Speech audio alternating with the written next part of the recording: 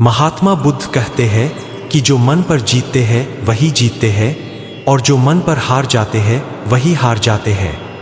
इंसान का सबसे बड़ा दुश्मन उसका अपना मन होता है। अगर वो चाहे तो उसे खत्म भी कर सकता है और अगर चाहे तो उसे संवार भी सकता है। हेलो दोस्तों, हमारे म्यूजिक में आपका स्वागत है। जब हम अपने मन की सुनते हैं तो मन हमें अपने हिसाब से ले चलता है और जब हम मन को संतुलित करते हैं तो हम अपनी जिंदगी की हर चीज का ध्यान रख पाते हैं। हम कोशिश करते हैं कि अपने मन में गंदे ख्यालों को आने से रोकें, लेकिन जितना अधिक हम रोकने की कोशिश करते हैं उतने ही ये ख्याल हमारे अंदर और ज्यादा घुसते हैं। जितना तुम किसी चीज से भागोगे तो वो चीज तुम्हारे पास ही आ जाएगी, इसलिए उससे मत भागो बल्कि उस पर संतुलन बनाए रखो। एक बार एक आदमी गौतम बुद्ध के पास आया।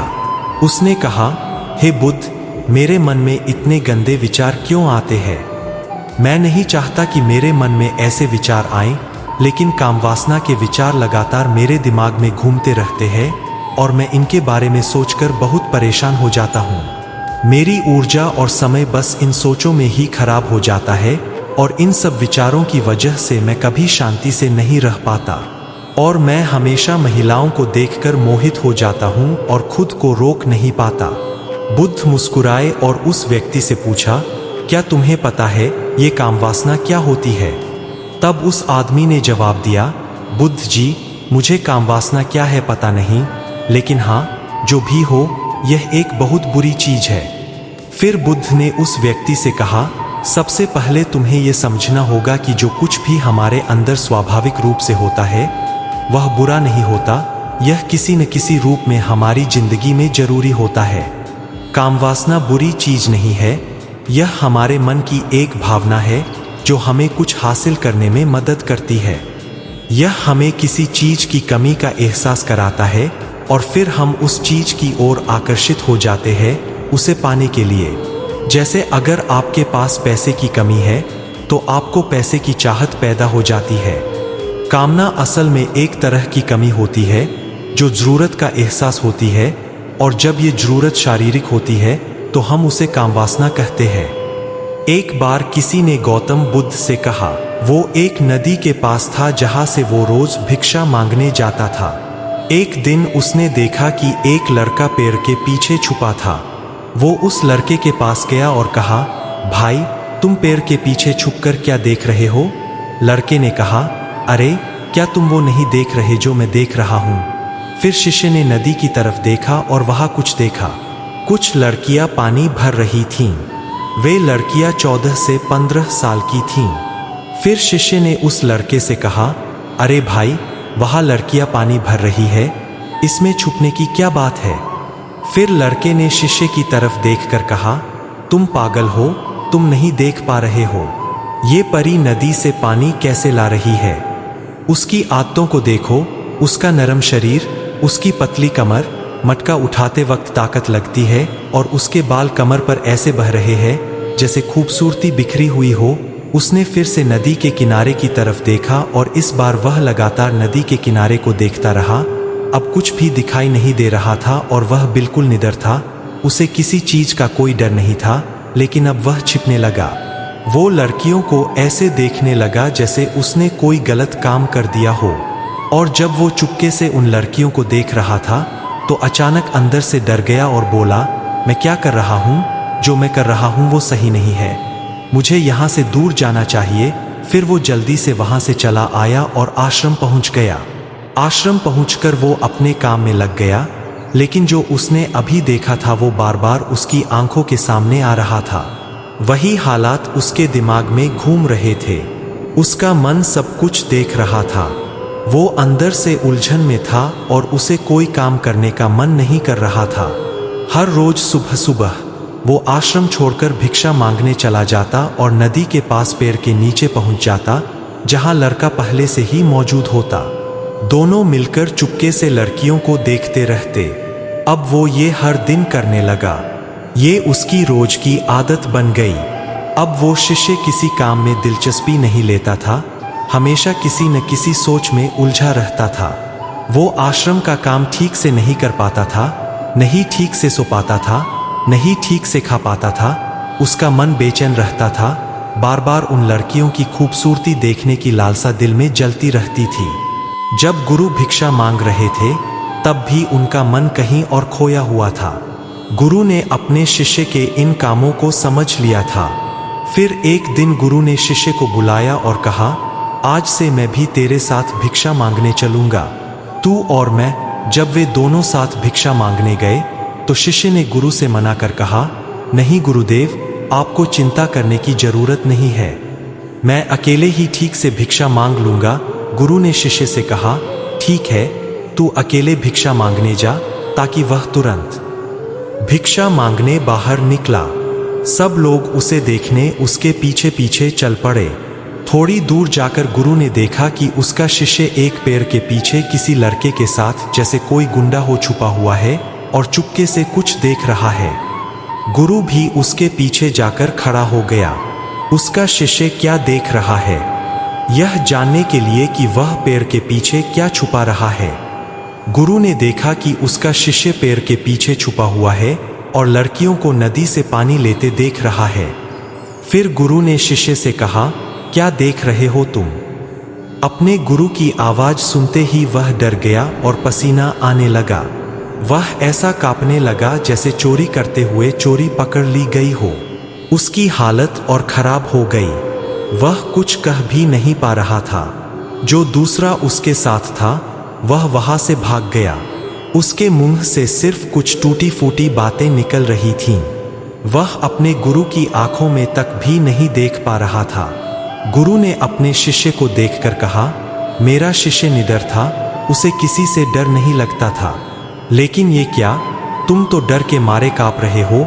शिष्य ने गुरु से कहा, माफ करना गुरुदेव, मेरी गलती नहीं है। वो लड़का मुझे बहका गया था, लेकिन मैं वादा करता हूं कि आज के बाद मैं ऐसा कभी नहीं करूंगा। मैं ऐसा नहीं करूंगा, माफ कर दो। गुरुदेव ने शिष्य से कहा, कोई बात नहीं, लेकिन ये ध्यान रखना चाहिए कि हम जैसी संगत रखते हैं वैसा ही फल मिलता है।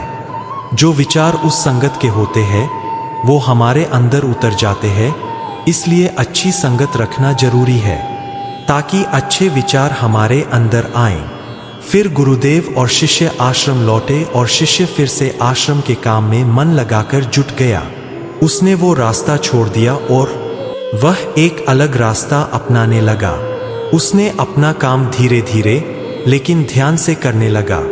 धीरे धीरे उसके अंदर गुस्सा आने लगा। फिर वह दूसरे शिष्यों पर भी गुस्सा करने लगा और बेचैन हो गया। अब वह सही वक्त पर खाना भी नहीं खाता था। वह बहुत कम खाना खाता था। एक रात गुरु उसके पास आए और उससे कहा, तुमने अब तक कितनी बार अपनी कसम तोड़ी है? सुनकर शिष्य गुरु के पैर छूकर रोने लगा। रोते हुए उसने गुरु से कहा, गुरुदेव, मैंने कई बार अपनी कसम तोड़ी है, फिर भी मैं वादा करता हूँ, लेकिन जब भी मैं अपना वादा तोड़ता हूँ मेरा मन मेरी पकड़ में नहीं रहता। मैं बहुत कोशिश करता हूँ अपने मन से सारी बुरी सोचें निकालने की, लेकिन चाहे जितना चाहूँ मैं ऐसा नहीं कर पाता। तब गुरु ने शिष्य से कहा, मेरे साथ चलो। शिष्य वे उसे आश्रम के बगीचे में ले गए और कहा, देखो, यहाँ एक नाली है जिससे नदी का पानी इन पौधों तक आ रहा है और ये पानी बिना किसी रफ्तार के फर्क के बह रहा है। क्या तुम इस पानी के बहाव को रोक सकते हो? शिष्य ने कहा, हाँ गुरुदेव, मैं रोक सकता हूँ। अगर इस बहाव को रोका जा सकता है तो शिष्य ने मिट्टी उठाकर नाले में डाल दी।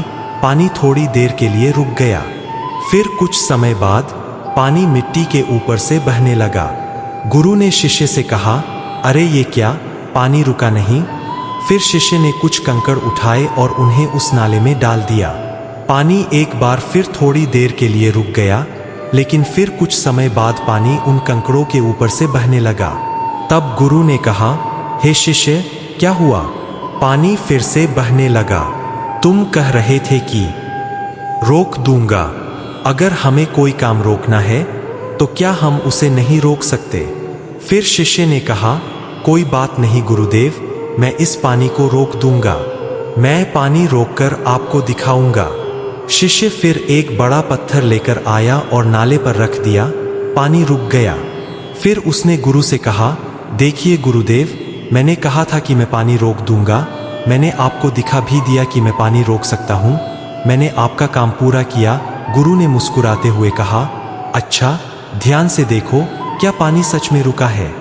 उसने पीछे के नाले को तोड़कर बाहर आ गया है। पानी एक तरफ से दूसरी तरफ बह रहा था। और ध्यान से देखो, ये पत्थर के सामने भी आ गया है और इस पानी ने अपनी राह बदल ली है और फिर से आगे बढ़ रहा है। फिर कुछ देर बाद वही बात हुई। तब गुरु ने शिष्य को समझाया कि यही बात तुम्हारे साथ भी हो रही है। तुम बार बार कोशिश कर रहे हो, सबसे बड़ी मेहनत कर रहे हो, लेकिन हर बार तुम्हारी मेहनत नाकाम हो रही है।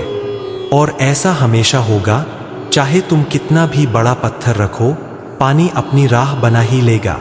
ये सब देखकर शिष्य ने गुरु से कहा, ओ गुरुदेव, क्या कोई तरीका नहीं है जिससे मैं गंदे ख्यालों से बाहर आ सकता हूँ? और ये मेरे दिमाग में है। जैसे ही वो आया, गुरु ने शिष्य को एक नदी के पास ले जाकर बताया कि पानी उसी नदी से बगीचे की तरफ जा रहा है। गुरु ने शिष्य से कहा कि ये पानी उसी नदी से जा रहा है।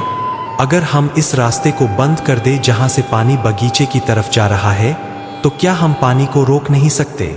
शिष्य ने कहा, हाँ गुरुदेव, ये जरूर हो सकता है। अगर मैं यहाँ से इस पानी को रोक दूं, तो पानी आगे नाली में नहीं जाएगा और फिर वो बगीचे में भी नहीं जाएगा।